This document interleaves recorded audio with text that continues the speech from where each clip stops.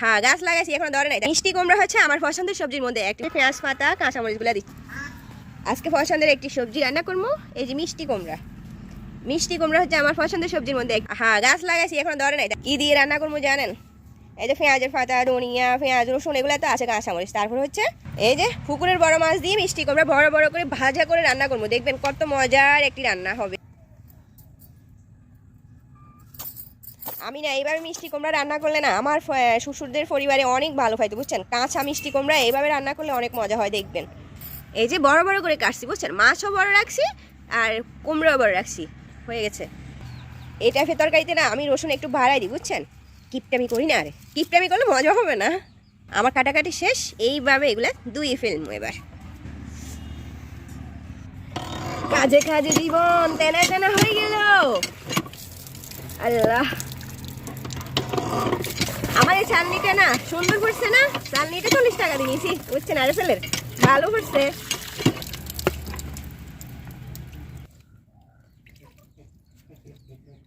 এত কাজ রান্না করতে, বুঝছেন?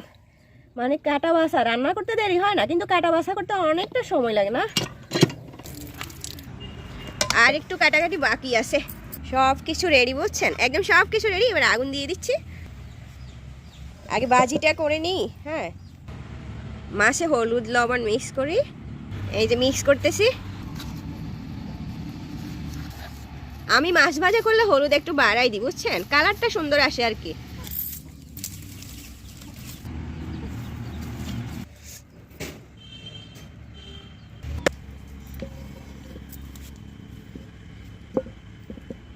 মাছের লেজ না আমার অনেক প্রিয়।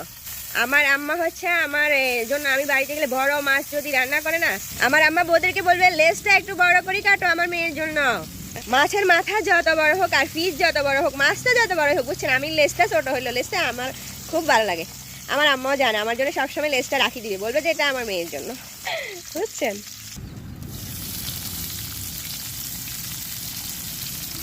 এটা একটা রান্নাটা করলে না আমি মাছগুলো আপনার একটু ভাজা করি, ভালো করে ভাজা করে নিই।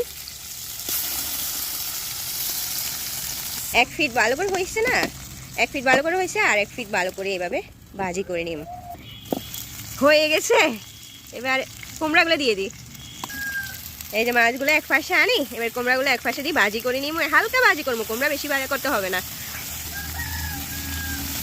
এই যে একটু হালকা ভাজা করে নিব।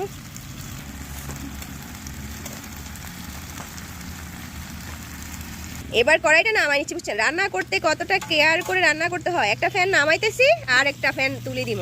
এই যে আরেকটা ফ্যান তুলে দিচ্ছি, এখানে রান্না করবো। রান্না করতে বাবা অনেক কষ্ট আছে, বুঝছেন? এই যে কয়টা কড়াই পাল্টাইতেছি। তেল এখানে একটু কম দিলে হবে, ওখানে ভাজি করছি ওগুলো দিয়ে দিব, বুঝছেন? পেঁয়াজ আর রসুন দিই আপাতত। হ্যাঁ, পেঁয়াজের পাতাটা আমি পরে দিব, যখন হয়ে আসবে তরকারিটা তখন দিব পেঁয়াজের পাতা। ধনিয়া তো লাস্টে। একটু লবণ দিই, তাড়াতাড়ি নরম হয়ে যাবে। হালকা পানি দিই, মশলাগুলো কষাই নিব।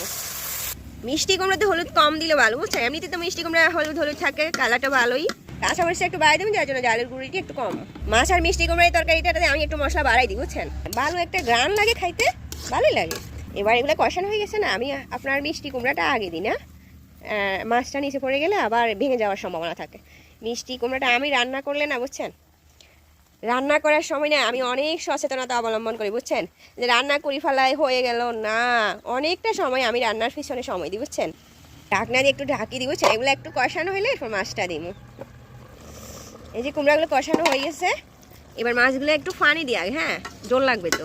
জানেন এত সুন্দর একটা গ্রান আসছে না, মাশাআল্লাহ। আপনি তরকারির পেছনে যতটা রান্না করতে সময় দিবেন, বুঝছেন, যত্ন সহকারে রান্না করবেন, তত বেশি আপনার রান্নাটা আমার আকর্ষণীয় হবে। এত সুন্দর একটা গ্রান আসছে, মাশাআল্লাহ। আমি মাছগুলো দিয়ে দিচ্ছি। এই যে মাছগুলো আমার একটা একটা করে দিয়ে দিচ্ছি। জানেন মানে আমি নিজে রান্না করছি বলে বলতেছি না, আসলে কিন্তু মানে এই টাইপের তরকারিটা না অনেক মজার হয়। তরকারিটা আসলে ভালো হয়। হ্যাঁ, আমি এইভাবে বাড়িতে থাকতে যখন রান্না করতাম, তখন সবাই এই রান্নাটা পছন্দ করতো। মিষ্টি কুমড়ার এই রান্না, সব রান্না আল্লাহর রহমতে আলহামদুলিল্লাহ। এগুলো আপনার যত্ন সহকারে করতে হবে, বেশি নাড়া যাবে না, মাছ ভেঙে যাবে। এবার ডাকি দিই। আসলে আমার রান্নাটা মানে সবাই ভালো পায়, যার জন্য আমি আসলে শুক্রিয়া, আল্লাহর দরবার লাখ লাখ শুক্রিয়া। এগুলো একটু হয়ে আসলে এরপরে পেঁয়াজের ফুল আর হচ্ছে পেঁয়াজের পাতা আর কাঁচামরিচগুলো দিয়ে দিব। আমার তরকারিটা হয়ে আসছে না, তরকারিটা হয়ে আসছে, এরপর আপনার লাস্টে পেঁয়াজ পাতা কাঁচামরিচগুলো দিচ্ছি। হ্যাঁ, এগুলো একটু ডাকে দিই, তারপরে কিছুক্ষণ পর প্রায় 2-3 মিনিট পরে আমি ধনিয়া পাতাগুলো দিব। ডাকি দিচ্ছি। সবসময় আপনারা দেখবেন, খেয়াল করলে আমি তরকারিতে কাঁচামরিচটা লাস্টে দিই, বুঝছেন? তাহলে পুষ্টিগুণটা ভালো থাকে আর কি। কাঁচামরিচের একটা পুষ্টিগুণ থাকে, ওটা নষ্ট হয় না। আমার হচ্ছে আপনার 2-3 মিনিট হয়ে গেছে, এবার ধনিয়া পাতাগুলো দিয়ে দিচ্ছি। ঠিক আছে, এই যে উপর থেকে এইভাবে করে দিয়ে দিলাম। চুলার জাল কিন্তু আমি বন্ধ করে দিছি। হ্যাঁ, চুলাটা অনেক গরম থাকে, বুঝছেন? ভালো জাল জ্বলে এই চুলায়, আগুনটা ভালো জ্বলে। হয়ে গেছে না? খুবই মজা, মানে আলাদা একটা গ্রাম বাইর হয়েছে, জান, অনেক সুন্দর একটা গ্রাম বাইর হয়েছে। এই যে চুলার পাশে বসে বসে খাইতে অনেক মজা লাগবে না? খুব সুন্দর হয়েছে না? আলহামদুলিল্লাহ।